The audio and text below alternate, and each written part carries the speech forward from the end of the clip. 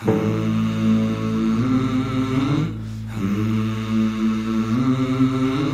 used to be an angel. E aí, galera, tudo?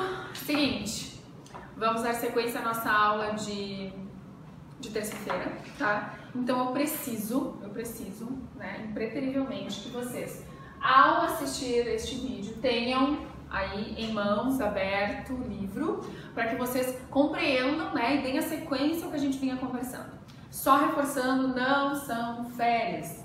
É um momento delicado, um momento que nós temos que nos isolarmos, mas com finalidades, com propósitos. Então vocês vão seguir os estudos, nós precisamos desse acompanhamento, então nós vamos tocar por aqui e tu aí organizadinho vai acompanhando. Na última aula, então na terça-feira, nós estudamos as estruturas das palavras, então deu tempo para a gente reforçar, rever, conversar, dar exemplos da estrutura das palavras, né? Aqueles micro pedacinhos que formam as palavras. Agora a gente vai passar a ver os processos de formação de palavras que estão aí no teu livro, na sequência da estrutura. Por isso é importante que tu, ao assistir, esteja com o livro aberto. Bom, nós temos processos de formação, então como nós estamos desenvolvendo novas palavras ou como várias palavras se formaram. Para isso eu preciso ter bem em mente, bem atento, bem aprendido a questão, o processo de estrutura. Então vejamos o seguinte, processo de formação de palavras, nós temos dois processos, tá? Bem significativos. Derivação, composição, certo? A derivação vem ao encontro do que nós estávamos conversando na terça-feira. Então, nós temos aqui derivação prefixal, que vem trazer para vocês o prefixo que nós falamos sobre, sufixal, a parassintética, certo? Estes três iniciais processos têm a ver com o acréscimo de estruturas. Que estruturas? Os afixos, prefixos e sufixos nas palavras, certo? Então, o que seria uma derivação prefixal? Então, eu vou te dar assim direto com exemplos, tá? Nós temos aqui o adjetivo, ó, feliz, e eu vou acrescentar a ele um prefixo, o in. E eu vou formar uma nova palavra infeliz. Muito atento e bastante importante tu entenderes que o prefixo vai entrar para formar uma outra palavra e mexer no significado dessa palavra. Porque quando eu tenho o adjetivo feliz, eu tenho um sentido. Quando eu passo a incorporar este in ao feliz, eu passo a ter uma nova palavra. E eu quero te chamar a atenção que ela é uma nova palavra e ela tem um novo sentido. Então, esse é o cuidado que tu tens que ter com palavras que se formaram de derivação prefixal. Por que derivação? E por que prefixal? Porque ela derivou da palavra primitiva feliz a partir do acréscimo do prefixo in. E aí eu tenho uma nova palavra e um novo sentido. Fica atento a isso. Sufixal, mesma ideia. Eu vou ter uma palavra, então eu vou ter leal, e vou acrescentar a estrutura que estudamos na terça, sufixo dade. No momento que eu fiz isso, eu vou estar formando aqui lealdade. Tenho uma nova palavra aqui, certo? Então, nova palavra. Ok, qual é a diferença de uma palavra que se forma de prefixo para sufixo? O prefixo, muita atenção isso para a prova Enem, ela vai dar um outro sentido a essa palavra, ela vai mudar de sentido. O sufixo está preocupado em formar palavras daquela classe, então nós vamos ter sufixos que vão formar palavras da mesma classe gramatical. Por exemplo, eu escolhi o sufixo dade, que vai formar substantivos abstratos a partir de adjetivos. Então esse dade, sempre que a gente formar uma palavra com ele, vai ser um substantivo abstrato. Então, o sufixo tem essa diferença, ele está preocupado em formar classes de palavras, palavras da mesma classe, sendo mais claro. E o prefixo vai mudar o sentido, vai ter uma outra palavra com outro sentido, certo? Então, aqui é nova palavra, nova classe, tá? Essa é a diferença, anota aí bem destacado, prefixo, sentido novo a palavra, e o sufixo vai dar uma nova classe, certo? Então, há sufixos específicos, como a gente já falou em aula, eu já tinha reforçado isso na terça, que vão ser responsáveis por formar classes. O dade, sempre substantivos abstratos, falei do isar, que forma verbos, então é para isso que tem que te atentar. Quando a gente tem parassintética, o próprio nome já está nos dando pistas do que significa. É quando uma palavra vai derivar de outra com o acréscimo simultâneo de prefixo e sufixo. Então, aqui, ao invés de eu pôr um prefixo ou um sufixo, eu tenho que pôr os dois ao mesmo tempo, certo? Então, nós temos exemplos bastante comuns e importantes para a gente ver. Vou puxar aqui para o cantinho, para que tu enxergues. Eu tenho, por exemplo, amadurecer, que é um verbo que derivou, tá, do adjetivo maduro. Então, eu tenho amadurecer. Pensando em maduro, olhem bem, prestem bem atenção no que eu vou fazer. Eu acrescentei o a e eu acrescentei o ser.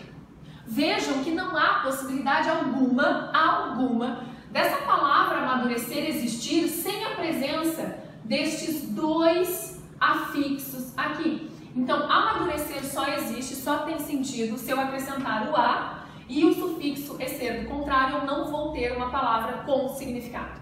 Então, isso é parassintético. Querem ver só uma diferença interessante? Eu tenho o adjetivo leal, o qual eu já usei ali, ok? O adjetivo leal eu posso derivar uma palavra dele. Deslealdade. Olha só que interessante, ok? O que eu fiz aqui? Eu acrescentei também um prefixo des e um sufixo dade. Ok até aqui? Beleza. Qual a diferença? A diferença é que deslealdade não necessita do acréscimo simultâneo ao mesmo tempo destes afixos. Ele necessita apenas de um, se possível. Eu posso tirar o prefixo ou eu posso tirar o sufixo. Quer ver só? Eu não consigo formar desleal? Consigo. Então, essa palavra é independente do dade. E eu não consigo formar para nós lealdade? Então, é isso. Então, a diferença da parassintética para prefixal e sufixal é que estes afixos precisam existir ao mesmo tempo na palavra. Então, tu olhas aí no teu livro, tem uma lista de alguns exemplos, anota bem isso aqui, estuda isso aqui para tu entenderes, ok? A diferença que nós temos. Aqui está a pegadinha de grande parte de questões de prova, certo?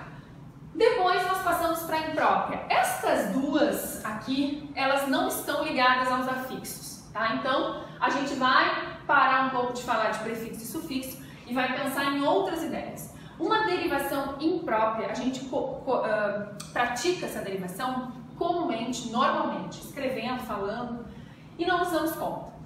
A derivação imprópria, quando eu formo a seguinte oração. O saber dele é encantador.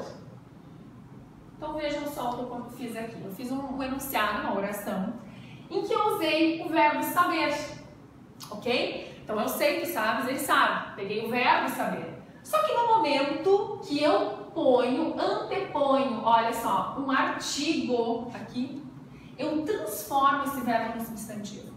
Essa é a jogada da imprópria. Então é muito comum. Um dos recursos para derivar impropriamente é pôr artigos, anota isso aí no teu caderno, anota minha fala, é pôr artigos diante de verbos. Então eu ponho artigos diante de verbos e eu vou passar a ter substantivos, porque essa é uma das grandes funções do artigo, transformar palavras em substantivos. E eu acabo tendo uma nova palavra, ok?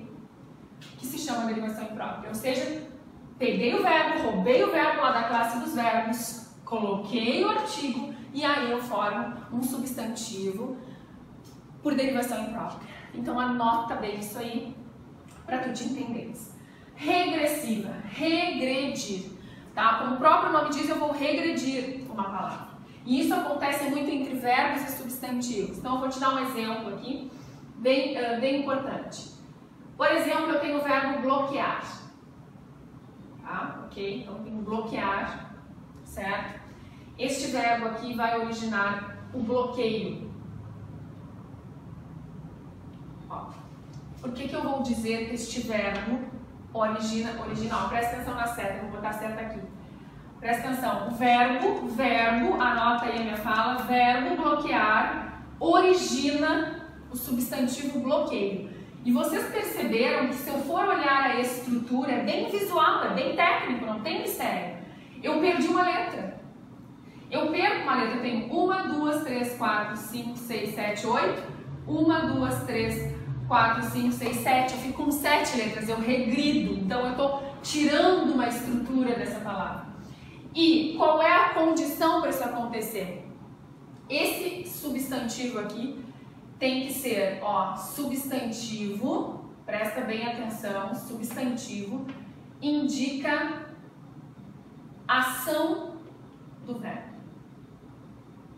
Então, essa é a condição para que haja a derivação regressiva.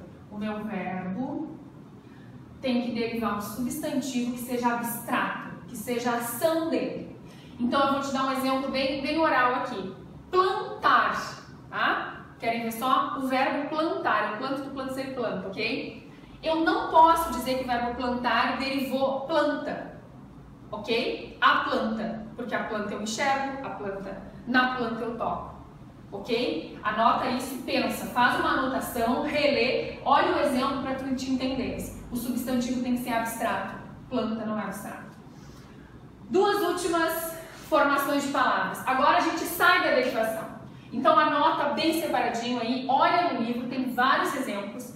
E aqui nós temos as palavras que se formam por derivação. Agora a gente tem duas, justaposição e aglutinação. Mudamos o campo. Agora a gente não vai acrescentar estruturas, a gente vai aproximar palavras. A diferença é esta. Eu, ao invés de acrescentar estruturas, afixos, por exemplo, né? Eu vou juntar palavras, vou aproximar palavras que vão formar um único significado. Então vejamos aqui, justaposição, interpreta a criatura, justa, tá justo, tá certinho ali. Eu pego duas palavras, eu aproximo, né? Então eu vou pegar uma bem fácil aqui. Eu vou pegar couve-flor, com hífen. Eu pego a palavra couve, pego a palavra flor, eu aproximei e eu tenho uma palavra aqui. Então eu tenho a justaposição, as palavras não se modificam. Anota, não se modificam, justaposição, justa, justinha, elas estão ali completamente sem nenhuma modificação, tá? Nós temos um grande grupo com hífen, então é mais fácil de visualizarmos a justaposição, obviamente, só que tu tens que abrir o olho, e isso nós vamos falando nas próximas aulas, com as que perderam o hífen, mas seguem como justaposição. Nós temos dois exemplos bem importantes e interessantes. Girassol é uma grande pegadinha, e ela é justaposição, por mais que nós tenhamos junto, essa junção, mas é justaposição, tá bem? E aglutinação, então só um pouquinho, né? Aglutinou, gente, aglutinou, ó, interpretem, aglutinou, se juntou, né? Uniu demais, misturou, tá? E aí haverá a ocorrência de mudança nessas palavras. Então são aquelas junções, a gente aproxima palavras, mas alguma vai perder uma estrutura, uma letra. O que nós temos de grande exemplo aqui? Eu gosto de trazer o Planalto. E para quem gosta de uma bela caipira, aguardente. E daí memoriza, não esquece mais. Por quê? Porque Planalto é plano, eu juntei a palavra plano mais alto. Mas olha ali, caiu o O de plano. Então, só em eu enxergar que eu juntei, né, aglutinei, e elas perderam alguma estrutura, não interessa de qual neste momento, a gente pensar nisso, interessa que mudou, eu aglutinei. Então, é composição por aglutinação. Aguardente, olha que interessante. Água mais ardente. Ok? Então, aguardente, cachaça, né, a famosa cachaça. Aguardente está aqui. Água mais ardente, um A caiu fora. Só o fato de eu juntar essas duas palavras e uma perder uma estrutura, eu tenho composição por aglutinação. Gente, são os dois processos mais importantes, então presta atenção, revisa, escreve tudo que eu falei, anota, porque vai dar certo. Aqui no quadro, para a gente finalizar nesse lado, aqui eu fiz uma anotação de outros processos, tá? Como alguns gramáticos chamam de secundários, mas que existem, que são abreviação, abreviatura, tem uma diferença, tá? Ali no teu livro tá bem explicadinho. Siglas, importantíssimo, estão nas provas. Neologismos e estrangeirismos também são processos de formação. Hoje o português, como eu costumo dizer, abriu a porteira, né? E incorporou palavras estrangeiras. Então, abreviação, abreviaturas e siglas são processos de formação de palavras. E os neologismos e estrangeirismos, bastante atenção, pesquisa, aproveita este teu tempo, certo? Pratica os exercícios deste capítulo e sucesso para você!